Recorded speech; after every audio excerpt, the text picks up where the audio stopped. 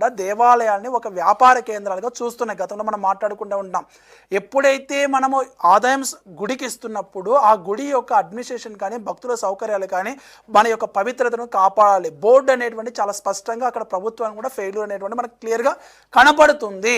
ఈరోజు ఎంక్వైరీ కూడా నడుస్తుంది కాబట్టి మనం దాని గురించి ఇంకా డీప్గా వెళ్ళకోకుండా ఈరోజు భక్తులకి మేము సూటిగా ఒకటే చెప్తున్నాం. స్వామివారి భక్తులకి, అయ్యప్ప స్వామివారి భక్తులు, అయ్యా మీరు అక్కడి దేవస్థానానికి వెళ్ళినప్పుడు అక్కడ అబ్జర్వ్ చేసేసి ప్రతి ఒక్క ఎవిడెన్స్ కలెక్ట్ చేసేసుకుని అక్కడ కంప్లైంట్ రేజ్ చేయండి. ఆ యొక్క అడ్మినిస్ట్రేషన్ వందల వేల లక్షల కంప్లైంట్ వెళితే దేవస్థానం అనేటువంటి ఖచ్చితంగా మార్పు వస్తుంది. చంద్రమణి స్వామి ఇప్పుడు అంటారు, గతంలో చంద్రమణి స్వామి మాట్లాడారు, చాలామంది అయ్యప్ప స్వామి భక్తులు ఆ యొక్క భక్త బృందాలు కూడా మాట్లాడుతాయి. ఈరోజు హిందూ సంఘాలు మాట్లాడుతున్నాయి, పండితులు గురువులు కూడా మాట్లాడుతున్నారు, నోరు మెరుపుతున్నారు.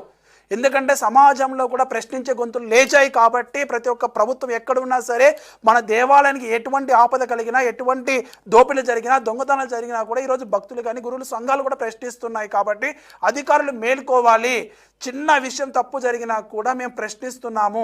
భక్తులు కూడా అదే ధోరణి నేర్చుకునేటువంటి మన దేవస్థానాన్ని, మన చరిత్ర, మన సంప్రదాయాన్ని మనం కాపాడుకోవచ్చు. మన జ్యోతిని కూడా, మకర జ్యోతి రేపు రోజు కూడా మనం అందరం కూడా హిందువులకు ఎంతో సెంటిమెంట్ మకర జ్యోతిని కూడా మనం అందరం కూడా దర్శించుకుంటాము. వాటిపైన కూడా గతంలో ధోరణి మనం విన్నాము.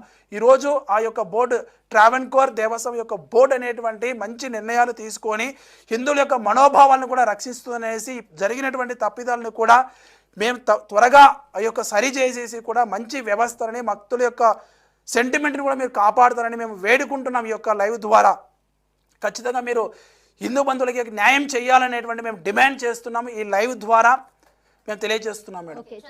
మన ఛానల్ నుంచి కూడా స్వామివారి యొక్క భక్తులలో చైతన్యం రావాలి. ఎలాగైతే భక్తి మనలో పెంపొందించుకున్నామో అలాగే ప్రశ్నించే తత్వాన్ని కూడా రావాలి.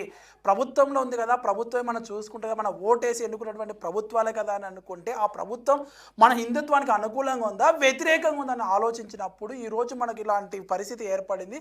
బోర్డు ఉన్నా కూడా ఇక్కడ స్వామివారి యొక్క సొమ్ము అనేటువంటిది దొంగల పాలయ్యింది. అలాగే స్వామివారి యొక్క మనకు దేవస్థానంలో కూడా సౌకర్యాలు లేవు కాబట్టి ఈరోజు ప్రతి ఒక్క భక్తుడు కూడా అక్కడ వెళ్ళేవాడు ప్రశ్నించడం నేర్చుకోండి, కంప్లైంట్ ఇవ్వండి.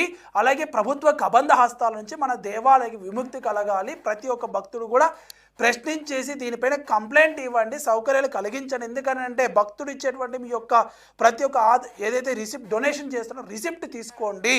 తీసుకున్న తర్వాత వాటిపైన కోర్టులో కేసు ఫైల్ చేయండి. అక్కడ మార్పు వస్తుంది.